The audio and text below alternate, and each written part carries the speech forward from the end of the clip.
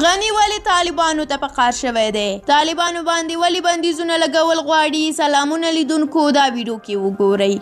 ولسمشر محمد اشرف غني د ملګرو ملتونو د امنیت شورا په ځانګړې غونډه کې پر وسلوالو طالبانو د بندیزونو د لګولو غوښتنه کړې ده. غني چې د ویډیوي کنفرانس له لارې په دې غونډه کې ګډون درلود، طالبان تورن کړل چې تاوتریخوالي ته یې دوام ورکړی او ګڼو افغانانو ته یې مرګ ژوبله اړولې ده. هغه د ملګرو ملتونو له امنیت شورا غوښتي دي چې د سولې د خبرو د بریا لپاره پر طالبانو بندیزونه ولګوي. اشرف غني په خپله وینا کې د سولې لپاره د افغان دولت له هڅو او راوړونو هم یادونه کړې ده. طالبانو په دې ډلې باندې د بندیزونو د پلي کولو لپاره د ولسمشر غني د څرګندونو په غبرګون کې تر دې دمه څه نه دي ویلي.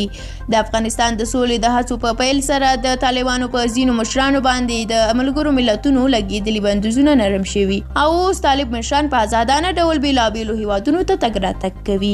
د دغو بندیزونو نرمښت او د پاکستان په شمول د سیمې هیوادونو ته د طالبانو تګ راتګ د دې لامل شو چې طالب ورپکې جګړې ته دوام ورکړي. ځکه له یوې خوا یې 15,000 بندیان خوشي شول او له بلې خوا ازادانه هر هیواد ته سفرونه کوي. ولسمشر غني ظاهرا داسې ښیي چې یوازې طالب د جګړې دوام غواړي او تاوتریخوالي ته یې دوام ورکړی. خو اصلي خبره دا ده چې طالب او غني دواړه د سولې اصلي دښمنان دي. طالب د جګړې د اوږدېدو له لارې غواړي سیاسي موافق او نظامي قوت ترلاسه کړي او غني د واک د اوږدېدو لپاره د سولې په خبرو کې خنډونه جوړوي. که څه هم تېر ماښام طالبانو خبر ورکړ چې دوحه کې د دوی او افغان لوري ترمنځ د مذاکراتو پر کړنلاره اختلافات پای ته رسیدلي، خو نن سهار تازه په زابل او غزني ولایتونو کې موټر بم بریدونه د دې ښکارندویي کوي چې هیڅ لوری د سولې اراده نه لري.